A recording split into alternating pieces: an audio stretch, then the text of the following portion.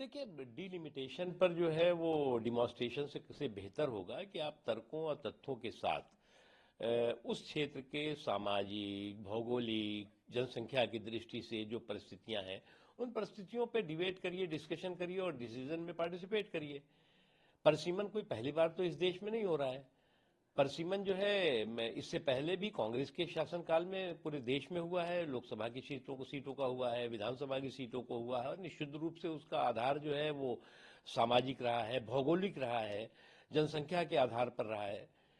लेकिन अफसोस की बात है कि परसिमन पर भी पॉलिटिकल पराक्रम करने की कोशिश है, पॉलिटिकल जो है वो लड़ाई और झगड़ा करने की कोशिश जो लोग कर रहे हैं, वो मुझे लगता है कि ठीक नहीं है। आप जो है वो आपके पास तर्क हो, तथ्य हो, तो उस बारे में डिलिमिटेशन का जो कमीशन है, जो परसिमन का कमीशन है, जिसमें कि सभी पॉलिटिकल पार्टीज के जो रिप्रेजेंटेटिव्स हैं वो डिफरेंट रोल्स में हिस्सेदारी भागीदारी करते हैं, उनसे बैठ करके आप बात करिए, न कि आप जो है वो डिस्कशन करने के बजाय डिमॉन्स्ट्रेशन कर रहे हैं। संख्या के आधार पर डिलिमिटेशन ना हो, क्योंकि इससे नेतृत्व जो है वो कम होगा संसद में तमिलनाडु का। अच्छा, तो अभी तक जितना डिलिमिटेशन हुआ है वो क्या उसके वो जो है वो गलत हुआ है क्या? उसका जनसंख्या का आधार भी था, उसका जो है भौगोलिक आधार भी था, उसका सामाजिक अधिकार भी था, कारण भी था, सभी तरह के वजह थे। तो जो अभी कांग्रेस, वो तो कांग्रेस के समय में हुआ था, तो सब गलत हुआ है क्या? दक्षिण भारत और उत्तर भारत को तोड़ने की कोशिश है इस तरह से डिलिमिटेशन के ऊपर सवाल उठाना। रुपए का सिंबल भी बीते दिनों चेंज किया गया। देखिए, आप अगर देखें तो एक रिवाज चल गया है कि कभी सनातन पर प्रहार करो, कभी हिंदी पर वार करो, तो कभी जो है वो जो हमारी संवैधानिक संस्थाएं हैं उसके बारे में भ्रम का माहौल पैदा करो। ये जो कोशिश कुछ जगहों से हो रही है वो निश्चित तौर से एक्सेप्टेबल नहीं है, और ये उनके हित में भी नहीं है। क्योंकि आप जो है वो हिंदी का विरोध कर रहे हैं। हिंदी तो जो है वो किसी भी क्षेत्रीय भाषा की जो है वो प्रतिद्वंदी नहीं है, बल्कि उसके उसके प्रोटेक्शन और उसके प्रमोशन की भाषा है।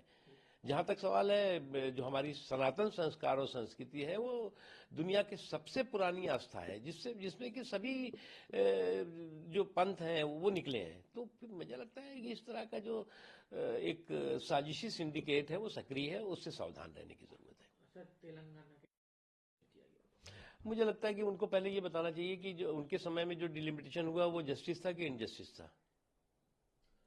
सर, गृह मंत्री जी का गांधी पे जब उन्होंने कहा टाइगर सोमी हिंदी कश्मीर, अमित शाह जी ने कहा कि कांग्रेस नेता राहुल गांधी जब राज्यसभा में जब भी बोलते हैं तो उन्हें काउंटर टेररिज्म को लेकर ही बोलना होता है, उनको जानकारी नहीं होती है विषय की। देखिए, राहुल जी की प्रॉब्लम क्या है कि उनके जो प्रवासी प्रोफेसर हैं वो जो उनको शिक्षा देते हैं, वो शिक्षा जो है वो आधी अधूरी होती है या अज्ञानता से भरपूर होती है।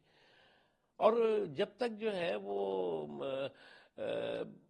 ये राहुल जी या उनकी पार्टी या उनका परिवार जो है वो डेमोक्रेसी को डायनेस्टी का डिज्नीलैंड समझती रहेगी, तब तक इसी तरह की डींगबाजी करते हुए दिखाई पड़ेंगे।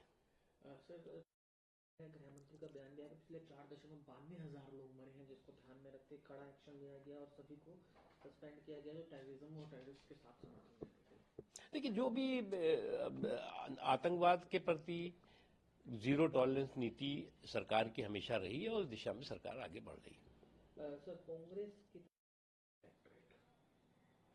मुझे लगता है कि एक चीज मैं समझ सकता हूँ कि कुछ लोगों की आदत हो गई है कि वो बात का बतंगड़ बनाए। कुछ लोगों की आदत हो गई है कि कौवा कान ले गया तो कान के पीछे देखने के बजाय कौवे के पीछे भागने की कोशिश कर रहे हैं। और मुझे लग रहा है कि एक जो कहानी है, कथित कहानी, उसके आधार पर पूरे के पूरे हमारे जुडिशियल सिस्टम को कटघरे में खड़ा करना ठीक नहीं है। सर, आपके तो सवाल सस्पेंड किया गया सर, रिजर्वेशन का विरोध करते 6 महीने के लिए सस्पेंड कर दिया। देखो, ये कॉन्ट्रैक्ट कम्युनल कोटा नहीं है। कॉन्ट्रैक्ट पर जो है कम्युनल कोटा नहीं है, बल्कि कॉन्स्टिट्यूशन की कॉन्ट्रैक्ट किलिंग की कोशिश है। क्योंकि आप कभी जो है वो कम्युनल आधार पर जो है वो कोटे का ऐलान कर देंगे, कभी आप कॉन्ट्रैक्ट जो ठेका है उसमें भी कोटा कर देंगे। तो ये कॉन्ट्रैक्ट में कोटा कम्युनल कोटा नहीं है, बल्कि कॉन्स्टिट्यूशन की कॉन्ट्रैक्ट किलिंग की कोशिश है। और आप इस तरह के सांप्रदायिक छल के जरिए संवैधानिक बल को जो है वो कमजोर नहीं कर सकते। अपना रणदीप जैसवाल पक्ष साफ कर दिया और कड़ी निंदा की है जिस तरह से मीटिंग हुई जाकिर नायक की प्रधानमंत्री के। देखिए, जाकिर नायक जो है वो एक गुनहगार है और हमारे देश में कई ऐसे मामले हैं जिनमें वो वांछित है। इसलिए जो है वो भारत की निश्चित तौर से ऐसे जो गुनहगार हैं, ऐसे जो अपराधी हैं और ख़ास तौर से आतंक और अलगाववाद को बढ़ावा देने वाले में गतिविधियों में शामिल रहे हैं, उनके खिलाफ कार्रवाई